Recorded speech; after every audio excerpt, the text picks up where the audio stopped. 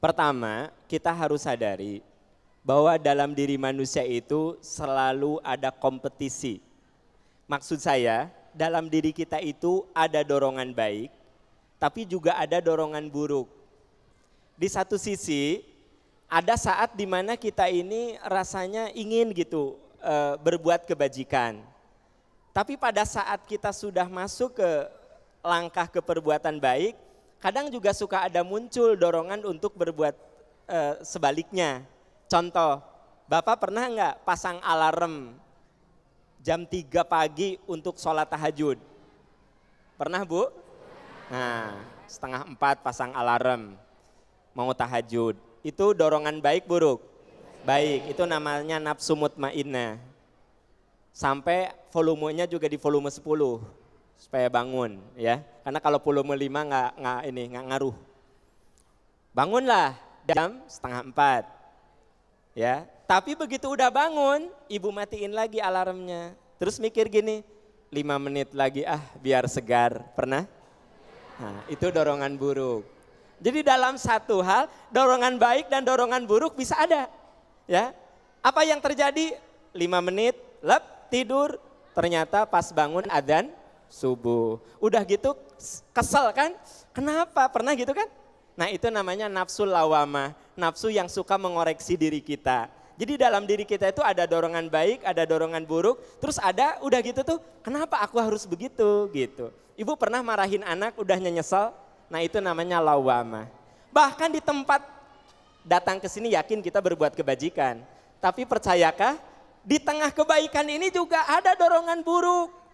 Duduk, ibu tuh terus berbisik, Rita sini. Si ibu yang duduk deket pintu. Yang mana? Itu jangan dilihat lagi lihat ke kita. Kan ada gitu ya. Jangan dilihat lagi lihat ke kita. Kenapa gitu? Suaminya tua banget. Ibu ini di tengah kebaikan enggak? Tapi kan ada dorongan buruk, ya itulah. Nah, kembali ke yang tadi, masalah kita harus meninggalkan energi yang cukup untuk generasi setelah kita. Kita harus menata sumber daya alam ini dengan sebaik-baiknya. Itu tuh udah melekat di setiap kepala kita.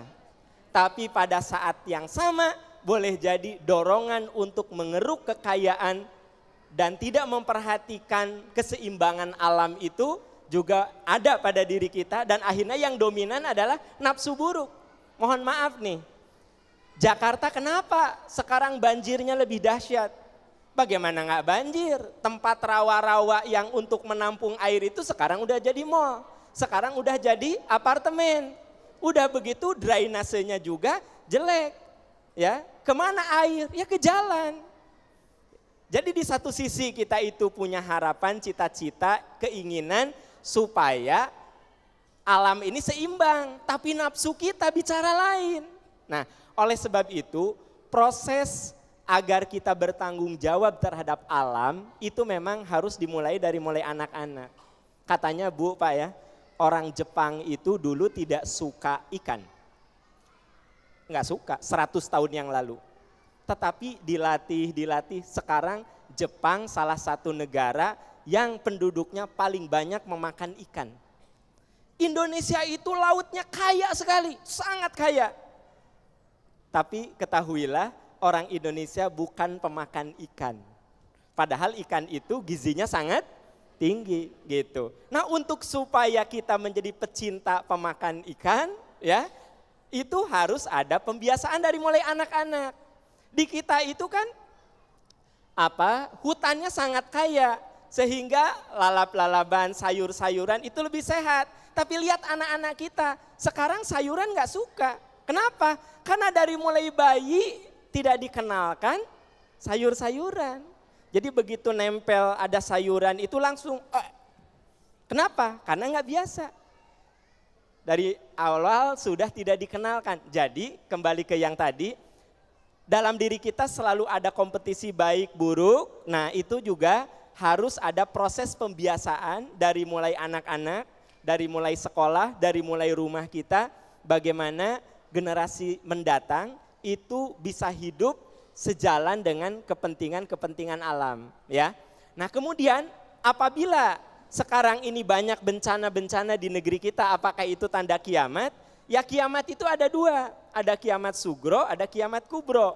Boleh jadi itu merupakan tanda kiamat sugro. Kiamat sugro itu musibah, bencana, dan bencana itu ada dua. Ada bencana karena ulah tangan manusia, ada bencana yang di luar kuasa manusia. Terjadinya gempa, terjadinya tsunami di luar kuasa manusia. Di luar kuasa manusia. Tetapi ya, banjir karena air hujan, gunung longsor karena hutannya dibabat, itu ada saham kita enggak? Ada saham kita. Jadi sebenarnya musibah yang terjadi pada diri kita tuh pasti dua. Ada saham kita, tapi ada juga yang kuasa Allah. Tugas kita adalah bagaimana kita memberikan saham yang benar, yang baik, yang positif terhadap alam sehingga tidak terjadi kiamat sugro bagi negeri kita. Kalau kita cermati berita-berita yang terjadi ini kebanyakan sebenarnya musibah-musibah itu karena ulah tangan manusia. Bukan karena kuasa Allah.